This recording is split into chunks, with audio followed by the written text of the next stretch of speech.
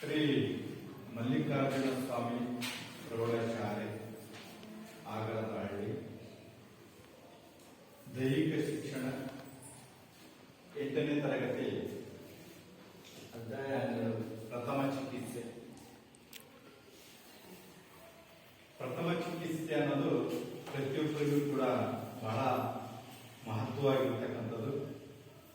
ಜೀವನದಲ್ಲಿ ಆಗಿ ಹೋಗಿರ್ತಕ್ಕಂಥ ಒಂದು ಅಪಘಾತದಲ್ಲಿ ತೊಡಗಿದಾಗ ಒಂದು ಪ್ರಾಣವನ್ನು ಉಳಿಸ್ತಕ್ಕಂಥದ್ದು ಈ ಪ್ರಥಮ ಚಿಕಿತ್ಸೆಯಲ್ಲಿ ಇರುತ್ತದೆ. ಆ ಪ್ರಥಮ ಚಿಕಿತ್ಸೆಯಲ್ಲಿ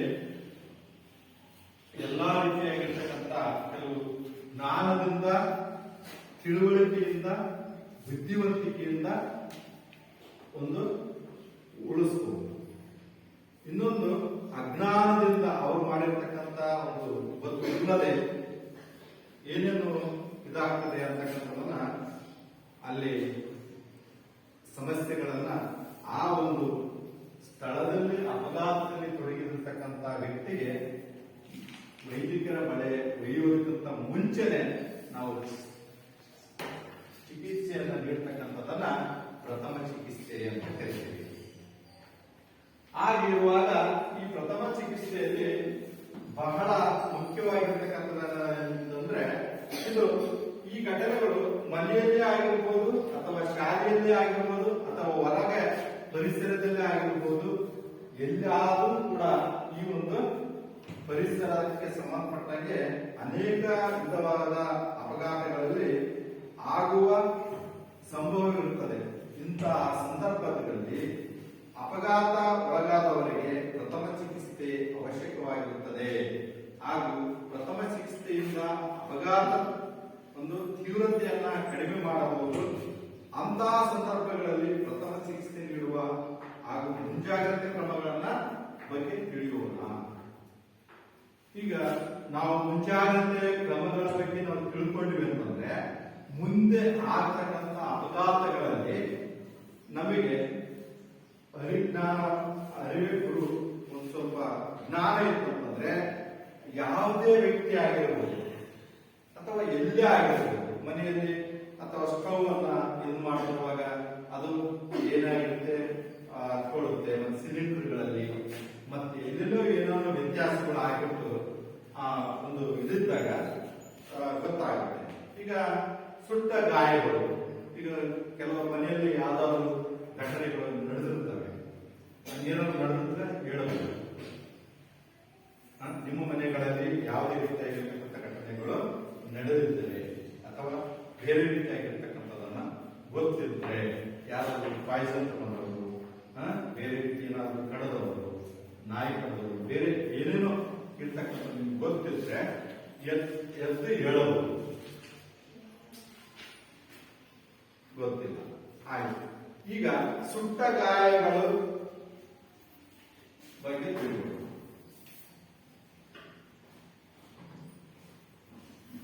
ಸುಟ್ಟ ಗಾಯಗಳ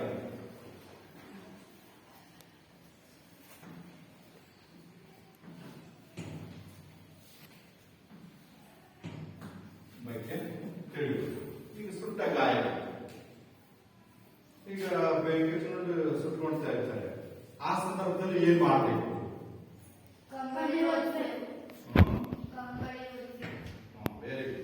ಕಂಬಳಿಯನ್ನ ಒಚ್ಚಬೇಕು.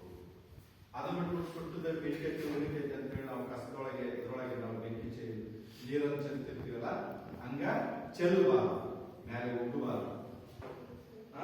ಕಂಬಳಿನೋ ಅಥವಾ ಅವರಿಗೆ ಪ್ರಾಣವನ್ನ ಕಾಪಾಡಬೇಕಾದ್ರೆ ಬೇಗನೆ ಆ ರೀತಿಯಾಗಿರ್ತಕ್ಕಂಥ ತಲೆಯನ್ನು ಓಡಿಸಿ ಆ ಸಂದರ್ಭದಲ್ಲಿ ಕಂಬಳಿಯನ್ನು ತೆಗೆದುಕೊಂಡು ಬಂದು ನೀಟಾಗಿ ಸುತ್ತಿ ಆ ಬೆಂಕಿಯನ್ನು ಹಾರಿಸಿ ಮತ್ತು ಕಂಬಳಿ ಇದಾಗಿರುತ್ತೆ ಅದನ್ನ ಕಟ್ ಮಾಡಿ ತೆಗಿಬೇಕು. ಇಲ್ಲ ಅಂತಂದ್ರೆ ಅದು ಸಟ್ಟಿಕ್ ಆಗ್ತದೆ. ಈ ರೀತಿಯಾಗಿರ್ತಕ್ಕಂಥದ್ದು ನಾವು ನೋಡ್ತೀವಿ.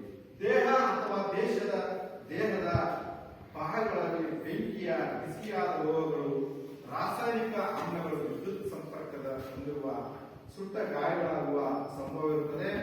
ದೀಪಾವಳಿ ಅಥವಾ ಹಬ್ಬ ಅಥವಾ ಇನ್ನಿತರೆ ಸಂದರ್ಭಗಳಲ್ಲಿ ಪಟಾಕಿಗಳನ್ನ ಅಜಾಗರೂಕತೆಯಿಂದ ಸುತ್ತಿರುವಾಗ ಕೆಲವು ಸಾರಿ ಸುಟ್ಟ ಗಾಯಗಳು ಅಂಗವಿಲ್ಲದ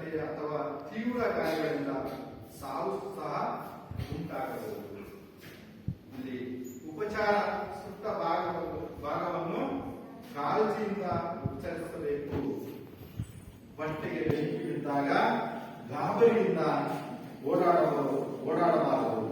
ವ್ಯಕ್ತಿಯನ್ನು ನೆಲದ ಮೇಲೆ ಅಗಾಧ ಮಲಗಿಸಿ ಒಂದು ಅತ್ಯುತ್ತ ಹೊರಳಿಸಬೇಕು ಮತ್ತು ಸನಿಹದಲ್ಲಿ ಇರುವ ವ್ಯಕ್ತಿಯ ದಪ್ಪನೆಯ ಬಟ್ಟೆ ಅಥವಾ ಕಂಬಳಿಯಿಂದ ಸುತ್ತಿ ನೆಲದ ಮೇಲೆ ಹೊರಳಾಡಿಸಬೇಕು. ಅವಾಗ ಬೆಂಕಿಯ ತಗಲಿದ ಬಟ್ಟೆಯನ್ನು ಜಾಗರೂಕತೆಯಿಂದ ದೇಹದಿಂದ ಬೇರ್ಪಡಿಸಿ ಅವು ಅಂಟಿಕೊಂಡಿರ್ತಕ್ಕಂಥದನ್ನ ಕತ್ತರಿಯಿಂದ ತೆಗೆಯಬೇಕು. ಈ ರೀತಿಯಾಗಿ ಹಾಗೆ ಗಾಯದಿಂದ ಉಂಟಾಗುವ ಬೊಬ್ಬೆಗಳನ್ನ ಸೀಳಬಾರದು. ಈಗ ಬೆಂಕಿ ಹಚ್ಕೊಂಡ್ಬಿಟ್ಟಿರುತ್ತದೆ, ಅದನ್ನ ದಪ್ಪನೆ ಅಥವಾ ಕಂಬಳಿ ದಪ್ಪನೆ ಬೆಡ್ಶೀಟ್ಗಳು ಇರ್ತವೆ, ಆದ್ರಿಂದ ಒಟ್ಟು ಏನಾದರೂ ಮಾಡಿ ಆ ಒಂದು ವ್ಯಕ್ತಿಯನ್ನ ಜೀವವನ್ನು ಉಳಿಸಬೇಕಾಗ್ತದೆ. ಅವಾಗೆ ಪ್ರಥಮ ಚಿಕಿತ್ಸೆ ಬಹಳಷ್ಟು ಮುಖ್ಯವಾಗಿರ್ತಕ್ಕಂಥದ್ದಾಗ್ತದೆ. ಆ ಪ್ರಥಮ ಚಿಕಿತ್ಸೆಯಲ್ಲಿ ಹೀಗೆ ಈ ರೀತಿಯಾಗಿ ಮಾಡ್ತಕ್ಕಂಥದ್ದು ನಾವು ಕಾಣ್ತೀವಿ. ಇಲ್ಲಿ ಈ ಒಂದು ಬೆಂಕಿ ಹತ್ತಿಕೊಂಡು ಇದಾಗಿಬಿಟ್ಟು ಬೊಬ್ಬೆಗಳು ಬರ್ತದೆ. ಆ ಬೊಬ್ಬೆಗಳನ್ನ ಏನ್ ಮಾಡ್ಬೇಕು ಅಂತಂದ್ರೆ ಇದನ್ನ ಮುಳ್ಳು ತಗೊಂಡು ಅಥವಾ ಪಿನ್ ತಗೊಂಡು ಸ್ವಿಚ್ ತೆಗಿಬೇಕಾ? ತೆಗಿಬಾರದು. ಆ ರೀತಿಯಾಗಿ ಮಾಡಬಾರ್ದು. ಬೊಬ್ಬೆಗಳು ಬರ್ತಿರ್ತಾರಲ್ಲ, ಬೊಬ್ಬೆಗಳು ಬರ್ತಿರ್ತಾರಲ್ಲ, ಇದನ್ನ ತಗೊಂಡು ಚುಚ್ಚಬಾರದು. ಚುಚ್ಚಿದ್ರೆ ಮತ್ತೆ ಸೆಪ್ಟಿಕ್ಕಾಗಿ ಬೇರೆ ರೀತಿಯಲ್ಲಿ ಆರೋಗ್ಯಕ್ಕೆ ಬಹಳ ವ್ಯತ್ಯಾಸ ಆಗ್ತದೆ. ಕೆಲವರು ಮಾಡ್ತಿರ್ತಾರೆ, ಆ ರೀತಿಯಾಗಿ ಮಾಡಬಹುದು ಅನ್ನೋದನ್ನ ಇಲ್ಲಿ ನಾವು ನೋಡ್ತೇವೆ. ಈಗ ಸಣ್ಣ ಪುಟ್ಟ ಗಾಯಗಳಾಗಿದ್ರೆ ತಕ್ಷಣವೇ ತಣ್ಣೀರಿನಿಂದ ತೊಳೆಯಬೇಕು. ನಂತರ ಗಾಯಕ್ಕೆ ಸೋಡಿಯಂ ಬೈಕಾರ್ಬನೇಟ್ ದ್ರಾವಣವನ್ನು ನಯವಾಗಿ ರಚಿಸಬೇಕು. ಹಾಗೆ ಗಾಯಗಳಿಗೆ ಮುಲಾಮನ್ನು ನವಿರಾಗಿ ಗಾಯ ಮಾಸುವವರೆಗೂ ಹಚ್ಚಬೇಕು. ಹಾಗೆ ಅಪಘಾತಕ್ಕೆ ಒಳಗಾದ ವ್ಯಕ್ತಿಯ ನಿಶಕ್ತನಾಗಿದ್ದರೆ ಬಿಸಿ ಪಾನೀಯವನ್ನು ನೀಡಬೇಕು.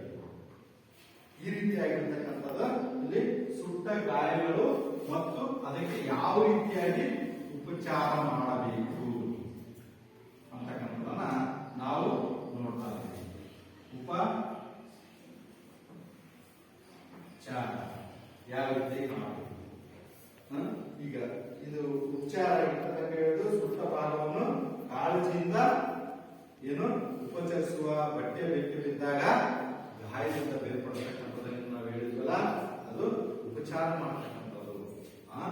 ಸುಟ್ಟ ಗಾಯಗಳನ್ನ ನಾವು ಯಾವ ರೀತಿಯಾಗಿ ಮಾಡ್ತಕ್ಕಂಥದನ್ನ ಇದು ಪ್ರಥಮ ಚಿಕಿತ್ಸೆಯಲ್ಲಿ ನೀವು ತಿಳಿದುಕೊಳ್ಬೇಕಾಗಿರ್ತಕ್ಕಂಥ ಜ್ಞಾನ.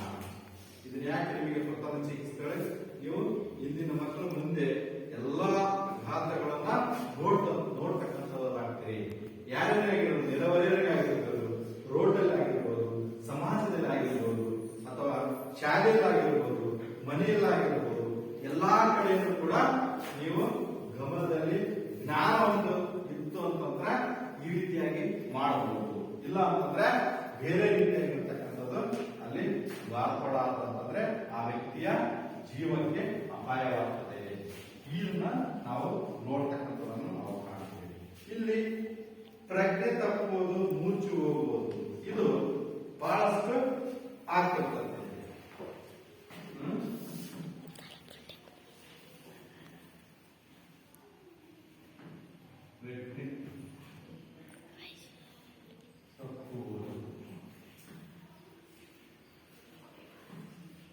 ಪ್ರಜ್ಞೆ ತಪ್ಪುವುದು ಅಥವಾ ಮೂರ್ಛೆ ಹೋಗುವುದು, ಇದು ಶರೀರ ಪ್ರಜ್ಞಾವಾದಾಗ ನಾವು ನೋಡ್ತಿರ್ತೀವಿ. ಅದು ಬಹಳಷ್ಟು ಪ್ರೇಯರಲ್ಲಿ ಕೂಡ ಮೂರ್ಛೆ ಹೋಗ್ತಕ್ಕಂಥದ್ದನ್ನು ನಾವು ಕಾಣ್ತೀವಿ. ಆ ಪ್ರೇಯರಲ್ಲಿ ಕೂಡ ನಾವು ಬಹಳಷ್ಟು ಸಾರಿ ಅದನ್ನು ನೋಡ್ತಾ ಇರ್ತೀವಿ. ಇದು ಶರೀರವು ಒಂದು ಪ್ರಜ್ಞಾಶಕ್ತಿಯಿಂದ ಕಳೆದುಕೊಂಡಾಗ ಪ್ರಜ್ಞೆ ತಪ್ಪುವುದು, ದೊಡ್ಡ ಮೆದುಳು ತನ್ನ ಕಾರ್ಯವನ್ನ ನಿಲ್ಲಿಸಿದಾಗ ಉಂಟಾಗುವ ಸ್ಥಿತಿಗೆ ಪ್ರಜ್ಞೆ ತಪ್ಪುವುದು, ಮೂರ್ಛೆ ಹೋಗುವುದು ಎನ್ನುತ್ತೇವೆ. ವ್ಯಕ್ತಿಯ ಪ್ರಜ್ಞೆ ತಪ್ಪಿದಾಗ ನಿದ್ರೆಯಲ್ಲಿರುವ ಗೋಚರಿಸಿದ್ದರೂ ಸಹ ದೇಹವು ಯಾವುದೇ ರೀತಿಯ ಚಲನೆಯನ್ನು ತೋರ್ಪಡಿಸುವುದಿಲ್ಲ. ಹೀಗೆ ಕಾರಣಗಳು, ಹೀಗೆ ವ್ಯಕ್ತಿಯ ವಿಷಪ್ರಸನ್ನ ಅತಿಯಾದ ಮದ್ಯಪಾನ, ತಲೆಗೆ ತೀವ್ರವಾದ ಹೊಡೆತ, ಮರಣಾಂತರ ಗಾಯ, ಅತಿಯಾದ ರಕ್ತಸ್ರಾವದಿಂದ ಮತ್ತು ಬಿಸಿಲಿನಿಂದ ಜಳದಿಂದ ಪ್ರಜ್ಞೆಹೀನನಾಗಬಹುದು. ಕೆಲವು ಸಾರಿ ಮೂರ್ಛೆ ರೋಗದಿಂದಲೂ ಪ್ರಜ್ಞೆನಾಗಬಹುದು ಅಂತಕ್ಕಂಥದನ್ನ ನಾವು ಕಾಣ್ತೀವಿ. ಇಲ್ಲಿ ಈ ರೀತಿಯಾಗಿರ್ತಕ್ಕಂಥದನ್ನ ನಾವು ಪ್ರಜ್ಞೆ ತಪ್ಪಿದಾಗ ಯಾವ ರೀತಿಯಾಗಿ ನಾವು ಕಾರಣವನ್ನ ಕೊಡುತ್ತೇವೆ, ಯಾವ ರೀತಿ ಕಾರಣಗಳು,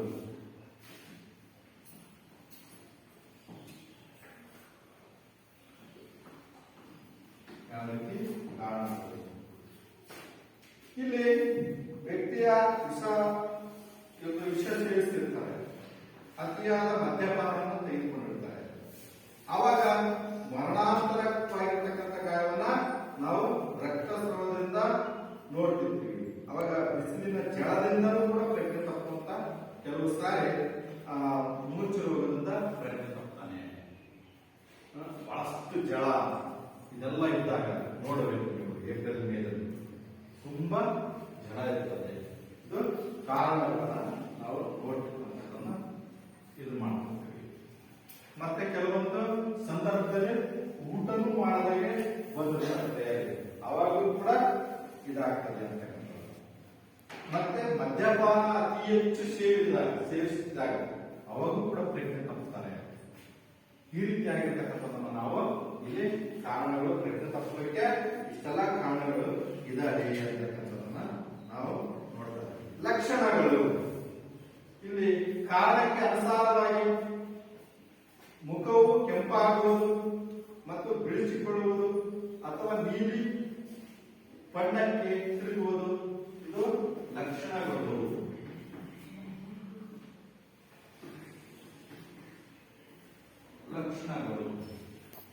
ಇಲ್ಲಿ ಲಕ್ಷಣಗಳು ಈ ರೀತಿಯಾಗಿ ಆಗ್ತವೆ. ಅನುಸಾರವಾಗಿ ಮುಖವು ಕೆಂಪಾಗ್ತಕ್ಕಂಥದ್ದು, ಬಿಳಿಸಿಕೊಳ್ಳುವುದು ಅಥವಾ ನೀಲಿ ಬಣ್ಣಕ್ಕೆ ತಿರುಗುವುದು ಮತ್ತು ಉಸಿರಾಟದಲ್ಲಿ ವ್ಯತ್ಯಾಸ ಉಂಟಾಗ್ತದೆ, ನಾಡಿ ಮಿಡಿತದಲ್ಲಿ ವ್ಯತ್ಯಾಸ ಉಂಟಾಗ್ತದೆ. ಈ ರೀತಿಯಾಗಿದ್ದಾಗ ನಾವು ಯಾವ ರೀತಿಯಾಗಿ ಲಕ್ಷಣಗಳು ಇದ್ದೇವೆ ಅಂತಕ್ಕಂಥದನ್ನ ನಾವು ನೋಡಿದ್ವಿ. ಅದೇ ರೀತಿಯಾಗಿ ಇಲ್ಲಿ ಉಪಚಾರಗಳು,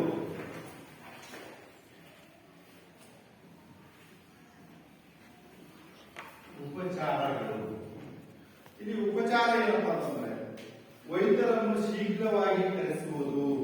ಯಾಕಂದ್ರೆ ಪ್ರಾಣಕ್ಕೆ ಸಂಬಂಧಪಟ್ಟಿರ್ತಕ್ಕಂಥದ್ದು, ಸ್ವಲ್ಪ ಲೇಟ್ ಆಯ್ತಂತಂದ್ರೆ ಪ್ರಾಣ ಹೋಗ್ತಕ್ಕಂಥ ಸಂಭವ ಇರುತ್ತದೆ.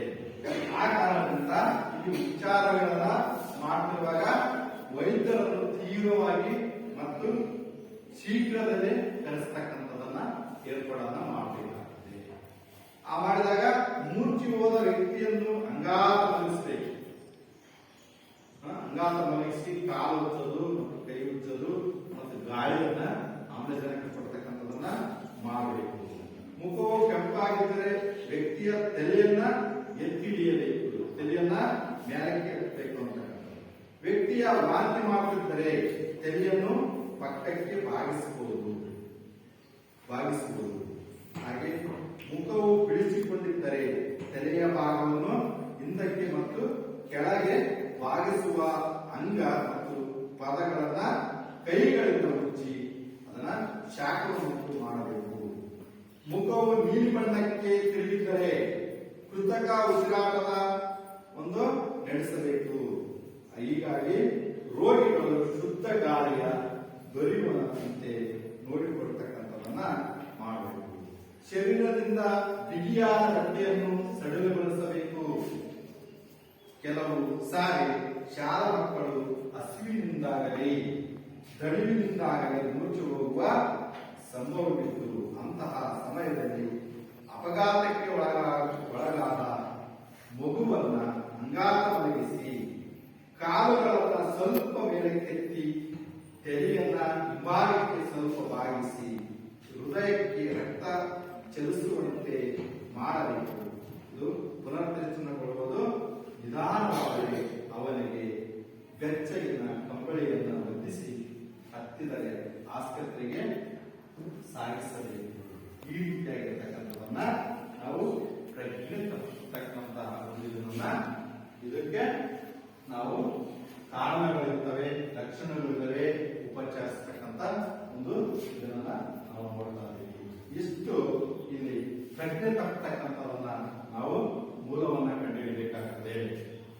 ಆ ರೀತಿಯಾಗಿರ್ತಕ್ಕಂಥದನ್ನ ನಾವು ನೋಡಿದಾಗ ಇಲ್ಲಿ ಮುಖ್ಯವಾಗಿರ್ತಕ್ಕಂಥದನ್ನು ನಾವು ಇಲ್ಲಿ ಯಾವ ರೀತಿಯಾಗಿ ಪ್ರಜ್ಞೆ ತಪ್ಪುತ್ತದೆ ಮತ್ತು ಅದಕ್ಕೆ ಕಾರಣಗಳೇನು ಮತ್ತೆ ಅದರ ಲಕ್ಷಣ ಏನು ಮತ್ತು ಉಪಚರಿಸ್ತಕ್ಕಂಥದ್ದೇನು ಅಂತ ನಾವು ಅದನ್ನ ನಾವು ಜೀವನದಲ್ಲಿ ಅಳವಡಿಸಿಕೊಳ್ಬೇಕಾಗ್ತದೆ.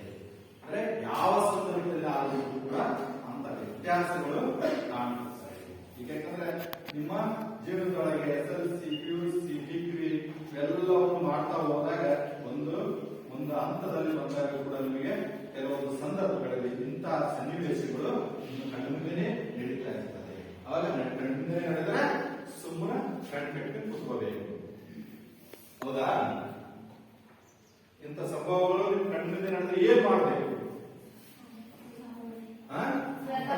ಚಿಕಿತ್ಸೆ ನಡೆಯುತ್ತಿದ್ದಾಗ, ಇಂಥ ಪ್ರಜ್ಞೆ ತಪ್ಪಿದಾಗ ಅಥವಾ ಸುತ್ತಕೊಂಡಾಗ ನೀವು ಮಾಡತಕ್ಕಂಥದ್ದು ಇವೆಲ್ಲವೂ ವಿಷಯಗಳನ್ನು ನೀವು ತಲೆಯಲ್ಲಿ ತಿಳಿದುಕೊಂಡಿದ್ದಾಗ ಆ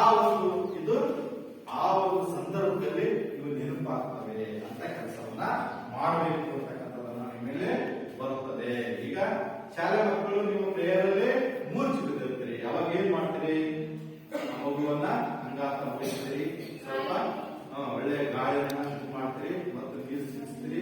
ಒಟ್ಟು ಒಳ್ಳೆಯ ಗಾಳಿಯನ್ನು ಕೊಟ್ಟು ಅದಕ್ಕೆ ಪ್ರಥಮ ಚಿಕಿತ್ಸೆಯನ್ನ ಯಾವ ರೀತಿಯಾಗಿ ನೀಡ್ತೀರಿ ಅಂತಕ್ಕಂಥದ್ದನ್ನು ನಾವು ನೋಡಿದಾಗ ಹೀಗೆ ಮುಂದೆ ಬರ್ತಕ್ಕಂಥದ್ದನ್ನು ನಾವು ನೋಡಿಕೊಳ್ಬೇಕಾಗ್ತದೆ.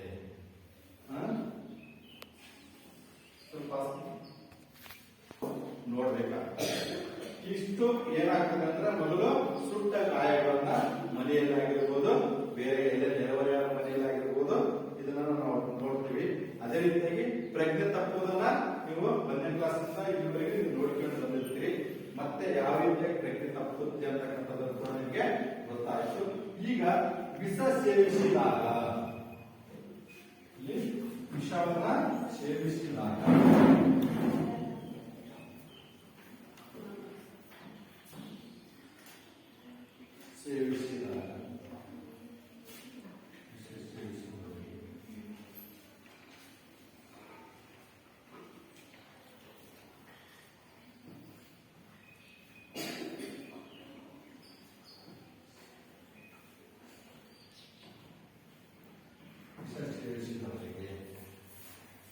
ಸೇವಿಸಿದವರಿಗೆ ಏನು ಮಾಡಬೇಕಾಗ್ತದೆ? ವಿಷ ಪದಾರ್ಥಗಳಿಂದ ಆಹಾರದ ಮೂಲಕ, ಉಸಿರಾಟದ ಮೂಲಕ ಅಥವಾ ಚುಚ್ಚುಮದ್ದುಗಳ ಮೂಲಕ, ಕೆಲವು ಸಾರಿ ನೇರವಾಗಿ ಸೇವಿಸುವುದರ ಮೂಲಕ ದೇಹವನ್ನು ಸೇರಬಹುದು. ಅಥವಾ ವಿಷ ಜಂತುಗಳಾದ ಹಾವು, ಚೇಳು, ಜೇಡು, ಉಂಚನಾಯಿ ಕಡೆದ ವಿಷಯವೇ ಆಗಿರುತ್ತದೆ. ಈ ರೀತಿಯಿದ್ದಾಗ ಇಲ್ಲಿ ಉಪಚಾರ ಮಾಡತಕ್ಕಂಥದ್ದು,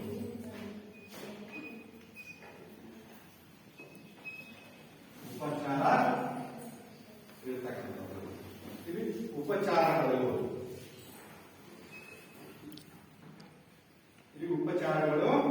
ನೋಡಿದಾಗ ವಿಷ ಸೇವಿಸಿದಾಗ ವ್ಯಕ್ತಿಯು ವಾಂತಿ ಮಾಡಿಸುವುದರಿಂದ ವಿಷದ ತೀಕ್ಷ್ಣತೆಯನ್ನು ತಗ್ಗಿಸಬಹುದು. ವಾಂತಿ ಮಾಡುವುದು ಕಿರ್ನಾಲಿಗೆ ಬೆರಳಿನಿಂದ ಕೆಳಕ್ಕೆ ಬೇಕು ಅಥವಾ ಕೆಳಕ್ಕೆ ಹಾಕಬೇಕು, ಅಥವಾ ಬೆಚ್ಚಗಿರುವ ನೀರಿಗೆ ಉಪ್ಪು ಹಾಕಿ ಕುಡಿಸಿದರೆ ವಾಂತಿ ಆಗುತ್ತದೆ. ಇಲ್ಲಿ ಏನ್ ಮಾಡ್ತಕ್ಕಂಥದ್ದಂದ್ರೆ ವಿಷ ಸೇವಿಸಿದಾಗ ಆ ವ್ಯಕ್ತಿ ವಿಷ ಸೇವಿಸಿದಾಗ ವಾಂತಿಯನ್ನು ನಿಕಡ್ತೀವಿ.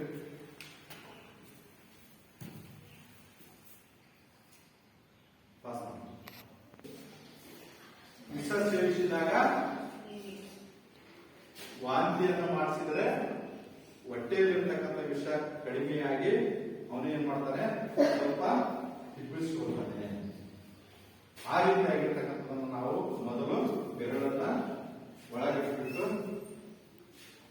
ಒಳಗಿಟ್ಟು ಏನ್ ಮಾಡಬೇಕು, ಕಿರ್ನಾಲಿಗೆ ಒತ್ತಿಕ್ಕಿ ಅದನ್ನ ವಾಂತಿ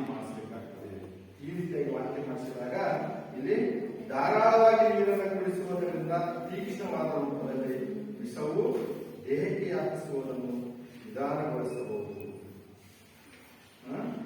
ನೀರನ್ನ ಕುಡಿಸುವುದರಿಂದ ತೀಕ್ಷ್ಣವಾದ ರೂಪವನ್ನ ನಾವು ಅಲ್ಲಿ ಮಾಡ್ತಕ್ಕಂಥದ್ದನ್ನು ನಾವು ಕಾಣ್ತೀವಿ.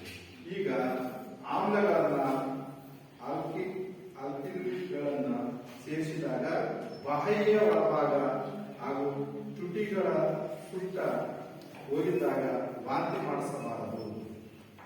ಸಾಧ್ಯವಾದಷ್ಟು ಬೇಗನೆ ವೈದ್ಯರ ಬಳಿ ಕರೆದುಕೊಂಡು ಹೋಗಬೇಕು. ನಾವು ಎಷ್ಟು ಬೇಗ ಅದನ್ನ ಉಪಚಾರವನ್ನು ಮಾಡಿ ಮತ್ತೆ ಆ ಒಂದು ಇದನ್ನು ಮಾಡಿಕೊಂಡು ವೈದ್ಯರ ಬಳಿಗೆ ಇದನ್ನ ಮಾಡಬೇಕಾಗ್ತದೆ. ನೀವೆಬ್ಬರು ಸರಿ ಅಂತೇಳಿ ವಾಂತಿ ಮಾಡಿಸಿ ಅವನು ಸ್ವಲ್ಪ ಚೆನ್ನಾಗಿ ಮಾತಾಡ್ತಾನೆ ಅಂತೇಳಿ ನೀವು ಕೈ ಬಿಡಬಾರದು. ಯಾವುದೇ ಕಾರಣಕ್ಕೂ ಅದನ್ನ ಎಲ್ಲ ಉಪಚಾರ ಮಾಡಿದಾಗ ನಿಮ್ಮ ಇದನ್ನ ಅವರ ಹತ್ರ ಹೋಗ್ಬಿಟ್ಟು ವೈದ್ಯರ ಬಳಿಗೆ ಅದನ್ನು ಕಂಪ್ಲೀಟ್ ಮಾಡಬೇಕು. ನಿಮ್ಮ ಊರಿನಲ್ಲಿ ಅನಿರೀಕ್ಷಿತವಾಗಿ ಸಂಭವಿಸುವ ಅಪಾಯಕಾರಿ ಘಟನೆಗಳನ್ನು ಸಂಬಂಧಿಸಿದಂತೆ ಪರಿಹರಿಸಲು ಕೈಗೊಂಡ ಕ್ರಮಗಳ ಬಗ್ಗೆ ಮಾಹಿತಿಯನ್ನ ಊರಿನ ಹಿರಿಯರಿಂದ ತಿಳಿದುಕೊಳ್ಳಬೇಕಾಗ್ತದೆ. ಊರೊಳಗೆ ಹಿರಿಯರು ಇರ್ತಾರೆ ನೋಡು, ಆ ಹಿರಿಯರಿಂದ ನೀವೇನ್ ಮಾಡ್ಬೇಕಂದ್ರೆ ಕೆಲವೊಂದು ಸನ್ನಿವೇಶಗಳನ್ನ ಕೆಲವೊಂದು ಘಟನೆಗಳನ್ನ ನೀವು ಚರ್ಚೆ ಮಾಡಬೇಕು. ನಿಮ್ಮ ಅಜ್ಜಿ ಅಜ್ಜ ಅವರೆಲ್ಲ ಇರ್ತಾರೆ ನೋಡಿ, ಕುತ್ಕೊಂಡಾಗ ಅವರ ಜೊತೆಗಿಂತ ನೀವು ಕೆಲವೊಂದು ಸಂದರ್ಭದಲ್ಲಿ ಯಾರ ಏನಾದ್ರು ಆಗಿತ್ತ, ಯಾರು ವಿಷ ಮಾಡಿಲ್ಲ, ಏನಾದ್ರು ಕಚ್ಚಿತ್ತ, ಈ ರೀತಿಯಾಗಿರ್ತಕ್ಕಂಥದನ್ನ ಅವರೊಂದಿಗೆ ಚರ್ಚೆ ಮಾಡಿದಾಗ ಅವರು ಹೌದು ಇಂತಿಂತ ಸಂದರ್ಭದಲ್ಲಿ ಇಂತಿಂತ ಕೆಲಸಗಳನ್ನ ನಾವು ಮಾಡಿದ್ವಿ, ಈ ರೀತಿಯಾಗಿ ಮಾಡೋದ್ರಿಂದ ಅಲ್ಲಿ ನಮಗೆ ಆ ಇದನ್ನ ಪ್ರಾಣವನ್ನು ಉಳಿಸಲಿಕ್ಕೆ ಸಾಧ್ಯತೆ ಆಯಿತು ಅಂತಕ್ಕಂಥದನ್ನ ಎಲ್ಲಾ ರೀತಿಯಾಗಿರ್ತಕ್ಕಂಥ ಒಂದು ಜ್ಞಾನವನ್ನು ತಿಳಿದುಕೊಂಡು ನಮ್ಮ ಜೀವನದಲ್ಲಿ ಆಗ್ತಕ್ಕಂಥ ಕೆಲವೊಂದು ಸನ್ನಿವೇಶಗಳಲ್ಲಿ ತಕ್ಕಂತೆ ಇಲ್ಲಿ ಸುಟ್ಟ ಗಾಯಗಳಾಗಿರ್ಬೋದು ಅಥವಾ ಪ್ರಜ್ಞೆ ತಪ್ಪುವುದಾಗಿರ್ಬೋದು ಅಥವಾ ವಿಷ ಸೇವಿಸುವವರಿಗೆ ಆಗಿರ್ಬೋದು, ಇವೆಲ್ಲವೂ ಕೂಡ ನೀವು ಏನ್ ಮಾಡ್ಬೇಕಾಗ್ತಕ್ಕಂತಂದ್ರೆ ನಿಮ್ಮ ಒಂದು ಈ ಪ್ರಥಮ ಚಿಕಿತ್ಸೆಯನ್ನ ನೀವು ತಿಳಿದುಕೊಳ್ಬೇಕಾಗ್ತದೆ. ಪ್ರಥಮ ಚಿಕಿತ್ಸೆ ಮನುಷ್ಯನಿಗೆ ಬಹಳ ಮುಖ್ಯವಾಗಿರ್ತಕ್ಕಂಥದ್ದು, ಬಹಳ ಸನ್ನಿವೇಶಕ್ಕೆ ತಕ್ಕಂಗೆ ಇದನ್ನು ನಾವು ತಿಳಿದುಕೊಳ್ಬೇಕು, ಜ್ಞಾನವನ್ನ ಪಡೆದುಕೊಳ್ಬೇಕು. ಆ ರೀತಿ ಇರೋದ್ರಿಂದ ನೀವು ಹಿರಿಯರ ಜೊತೆಗೆ ಸರಿಯಾದ ರೀತಿಯಲ್ಲಿ ಒಡನಾಡಿಕೊಂಡು ಕೆಲವು ಮಾಹಿತಿಗಳನ್ನ ನೀವು ಸಂಪೂರ್ಣವಾಗಿ ಸಂಗ್ರಹಿಸಬೇಕು. ಸಂಗ್ರಹಿಸಿದಾಗ ನಿಮಗೆ ಕೆಲವೊಂದು ಸಿದ್ಧಾಂತಗಳು ತತ್ವಗಳು ಎಲ್ಲವೂ ಕೂಡ ಗೊತ್ತಾಗ್ತದೆ. ಹಿರಿಯರನ್ನು ನೆರೆಗಂಡ ಬದುಕ ಬಂದ ನೆರವಾಗಿ ನಡೆಯುವ ನೀವು ಹೆಂಗಿರ್ತೀರೋ ಹಂಗೆ ಹಿರಿಯರು ನಿಮಗೆ ಹೇಳ್ತಿರ್ತಾರೆ. ಅಜ್ಜಿ ಅಜ್ಜನ ಕೊಟ್ಟಾಗ ನೀವು ಪ್ರೀತಿ ವಿಶ್ವಾಸದಿಂದ ಎಲ್ಲ ಇದ್ರೆ ಅಂತಂದ್ರೆ ಕೆಲವು ಸನ್ನಿವೇಶಗಳನ್ನ ಕೆಲವು ಘಟನೆಗಳನ್ನ ಅವರು ಸವಿಸ್ತಾರವಾಗಿ ನಿಮಗೆ ಹೇಳ್ತಾ ಹೋಗ್ತಾರೆ. ಮತ್ತೆ ಕಥೆಗಳನ್ನು ಹೇಳ್ತಾರೆ. ಹಿಂದೆ ಆಗಿರ್ತಕ್ಕಂಥ ಕಥೆಗಳನ್ನ ಬಹಳಷ್ಟು ನೀಟಾಗಿ ಹೇಳ್ತಿರ್ತಾರೆ. ಈ ರೀತಿಯಾಗಿರ್ತಕ್ಕಂಥ ಮಾಹಿತಿಯನ್ನು ನೀವು ತಿಳಿದುಕೊಳ್ಬೇಕು.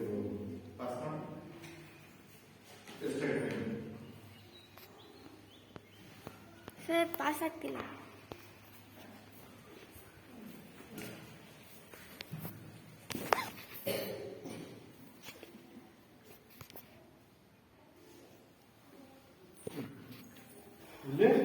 ಈ ರೀತಿಯಾಗಿರ್ತಕ್ಕಂಥದ್ದನ್ನು ನಾವು ಕಾಣ್ತೇವೆ.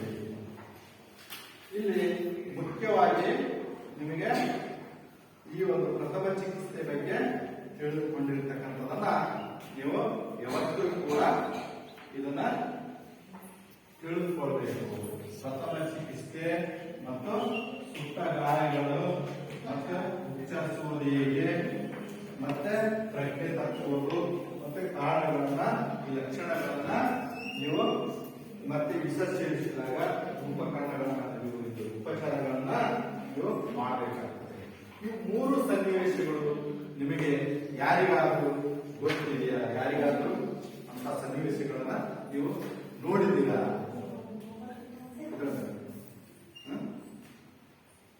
ಯಾರು ನೋಡಿದ್ರಿ? ಎಷ್ಟನೇ ಕ್ಲಾಸ್? 7th ನಿಮಗೆ ಏನ್ ಮಾಡಿದ್ರಿ?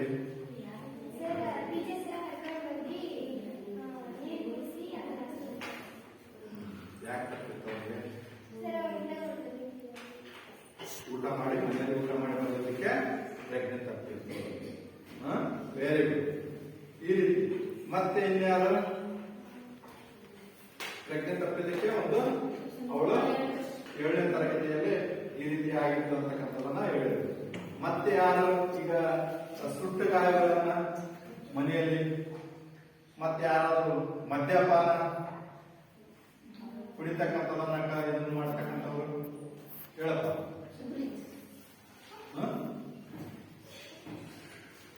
ಗೊತ್ತಿರುತ್ತದೆ ನಿಮಗೆ, ಆದರೂ ಕೂಡ ನೀವು ಹೇಳ್ಬೇಕು. ಏನ್ ಪ್ರಜ್ಞೆ ತಪ್ತಾರ? ಮತ್ತೇನ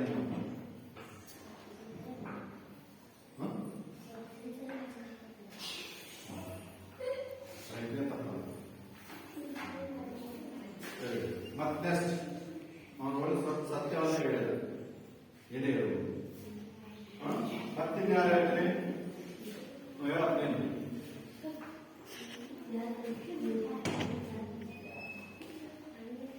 ವಿಶೇಷ ಪ್ರಜ್ಞೆ ತಪ್ಪಿದ್ದಕ್ಕೂ ಉದಾಹರಣೆಗಳಿವೆ. ಸುಟ್ಟ ಗಾಯಗಳಿಗೆ ಯಾರಿಗೆ ಬರ್ಬೇಕು? ಗುಳಿ ಗುಳಿ ಬರುತ್ತಾ? ಅವಾಗ ಏನ್ ಮಾಡಿದ್ರು? ಕರೆಕ್ಟ್ ಆಗಿ ಅದನ್ನ ಒಪ್ಪೆ ಬಂದದ್ದು ಏನ್ ಮಾಡಿದ್ರು? ಅದು ಹೊಡೆದೋಗ್ಬಿಡ್ತಾ? ಆಯ್ತು. ನೆಕ್ಸ್ಟ್ ಮತ್ತೆ ವಿಷ ಸೇವಿಸಿದವರು ಯಾರಾದರೂ ವಿಷ ಸೇವಿಸಿದಾಗ ನೀವು ಮಾಡಿರ್ತಕ್ಕಂಥ ವಿಚಾರ ಏನು? ಹೇಳ್ತಾರೆ ಎದ್ರಿಂದ ಫಸ್ಟ್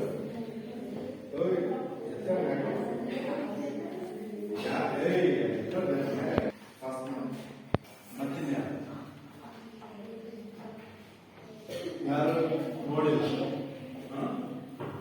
ಕೆಲವು ವಿಚಾರ ನೀವು ಮಾಡಿಲ್ಲ. ಹೇಳಪ್ಪ. ನೀನು ವಿಸರ್ಜಿಸಿದವರಿಗೆ ಉಪಚಾರ ಯಾವ ರೀತಿಯಾಗಿ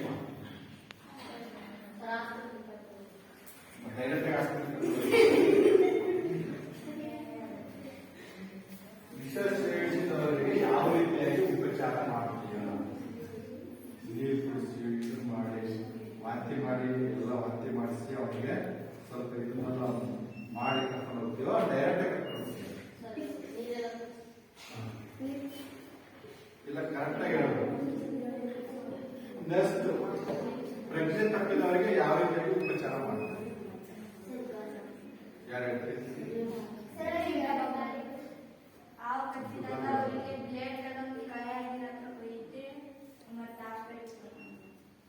ನಾನು ಹೇಳಿದ್ದು ಪ್ರಜ್ಞೆ ತಪ್ಪಿದವರಿಗೆ ಯಾವ ರೀತಿಯಾಗಿ ಉಪಚಾರ ಮಾಡ್ತಾರೆ? ಅಂಗಾತ ಮಾಡಿಸ್ತೇವೆ. Very good. ಮತ್ತೆ ಅಂಗಾತ ಮಾಡಿಸಿ ಕಾಲಿಗೆ ಅವನಿಗೆ ತಣ್ಣಾಗಿರ್ತಕ್ಕಂಥ ಗಾಳಿಯನ್ನು ಕಳಿಸ್ತಾರೆ. ನೆಕ್ಸ್ಟ್ ಮತ್ಯಾರು ನೀವು ಮತ್ತೆ ಸುತ್ತ ಗಾಯಗಳನ್ನು ಪ್ರಜ್ಞೆ ತಪ್ಪುವುದು ಈ ರೀತಿ ಯಾವ ರೀತಿಯಾಗಿ ಅವರಿಗೆ ಉಪಚಾರವನ್ನ ಮಾಡ್ತೀವಿ? ಯಾವ ರೀತಿಯಾಗಿ ಅವ್ರನ್ನ ಇದು ಮಾಡ್ತೀರಿ ಅಂತ ನಾನು ಕೇಳ್ತೀನಿ. ಹೇಳಿ.